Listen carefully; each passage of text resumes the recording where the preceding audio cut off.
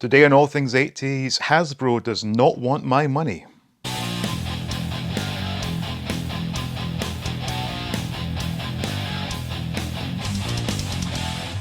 Welcome back to All Things 80s, and as I'm sure you're aware, I've never had any real desire to collect modern Star Wars figures, but when I recently obtained a couple of Black Series collections with the intention of selling them for profit, I thought it would be neat to start a Black Series Mandalorian collection given that I now had an off-world Jawa and a Cara Dune figure in my possession.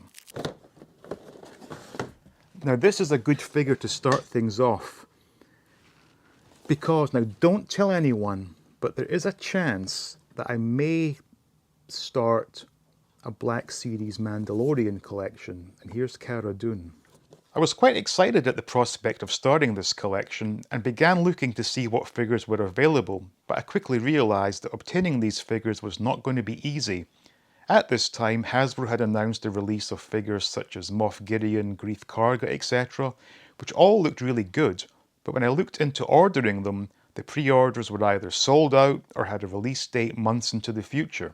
Now don't get me wrong, I have no issue with waiting for an item to be released, but what irks me is the fact that I'm told I won't get the item for another 4 or 5 months when the other people already have them and are selling them on eBay for 5 times the retail price. Furthermore, I read stories of people having their pre-orders cancelled only for the store in question to start selling that item at their physical locations. And don't get me started on the fact that the two retailers who have the worst records for safely shipping collectibles are constantly rewarded with exclusives. Due to my location and current lack of private transport, I'm dependent on online retail to acquire my collectibles, but I was heartened to learn that these Mandalorian Black Series figures were showing up in Walgreens stores across America. Upon hearing this, I was visiting my local Walgreens on a daily basis in the hope that I could snag the figures I was looking for, but ultimately all I achieved was the embarrassment of the cashier now greeting me on a first-name basis, due to the fact that I felt obliged to buy something every time I went in.